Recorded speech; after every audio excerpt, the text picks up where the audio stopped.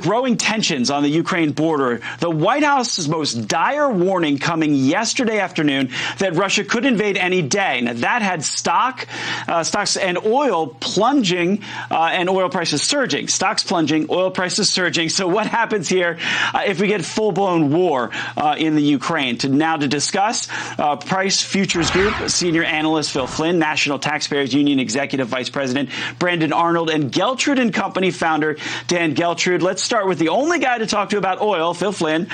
This could directly impact all Americans by increasing gas prices. Why, Phil?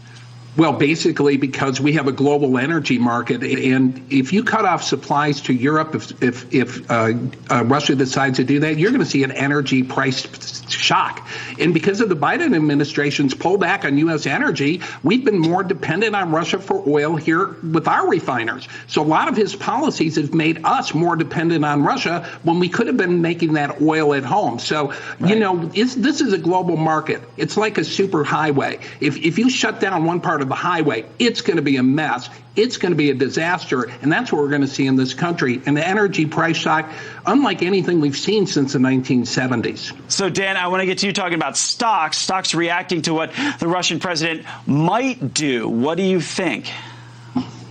Well, this adds to more uncertainty in the stock market, not just because there's uncertainty about what's going to happen in the Ukraine. What happens if they do go into the Ukraine, we do nothing, which may be the case, and then how China reacts related to Taiwan. So there's all kinds of geopolitical fallout of this, which doesn't spell good news for the stock market at all. And related back to the fuel issues, that's going to cause more inflation. And what's the Fed going to do? Raise rates. That's a bad thing for the stock market. Yeah, and slowing down the economy, making borrowing money more expensive, your credit card and interest rates more expensive. So, Brandon, inflation is a tax on people that includes inflation in gas prices.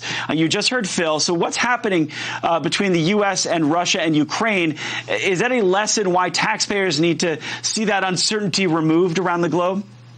Yeah, that's absolutely right. You can't always control what's going to happen in geopolitical sense or with things like COVID, but what you can do is ensure against it by having plentiful energy. This administration has done the exact opposite. Right out of the gate, they shut down Keystone, they restricted oil and gas drilling, and right now, in the midst of this economic crisis, this energy crisis, they're raising royalty rates on oil and gas extraction. They're making it more difficult to get oil and gas out of the ground and to consumers. And the taxpayers come out on the short end of that. So, Phil, I know you focus on oil and natural gas, but do you think removing sanctions on the Nord Stream 2 pipeline emboldened the Russian president to take the action we're seeing now?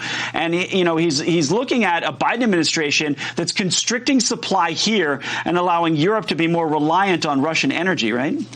Absolutely, yes. I think that he's using energy as an advantage. He's smart. This is all political gamesmanship, and he knows that Russia now controls energy in Europe. And because of bad information from the International Energy Agency, which tried to massage numbers to make it look like alternative energies could work, they turned out to be false. They admitted that last week, that they've underreported demand, they've overestimated supply. And so Russia is in a unique position to push their will because of using their energy dominance as a weapon. And the only way to fight with that is deterrence. We need to rebuild the U.S. energy weapon, and that's the only thing that's going to stop this in the future.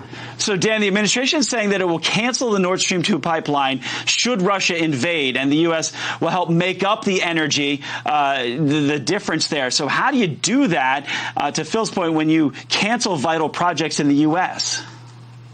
I guess President Biden is thinking about going to OPEC or going to someone else who's not our friend and asking them to pump more oil. Look, the answer is simple. It's straightforward. Phil is talking about it. We need to move back to being energy independent. We need to go back to being an oil exporter the way we were. If energy is going to be weaponized, which is clearly what Russia is doing, well, then we need to arm ourselves. And arming ourselves goes back to energy independence, pumping oil again and supplying the world with what we produce. Hey, Brandon, I wanted to ask you, so how does a taxpayer then navigate what we've all described here? Well, it's difficult because they're not just facing higher energy prices, they're facing higher food prices, higher used car prices. Everything is more expensive right now. So what taxpayers need to do is actually, prepare themselves, contact their members of Congress, and enact policies that bring more energy supply, actually reduce tariffs, do things that make things cheaper rather than more expensive. It's a complete about-face for this administration, but it's really the only path forward if we're going to see a reduction in inflation and a turnaround for this economic recovery. Yeah, and those taxpayers may vote this coming midterm, and we may see a lot of change in that. So appreciate the panel for coming in today. Very important day. Great discussion. Thank you all.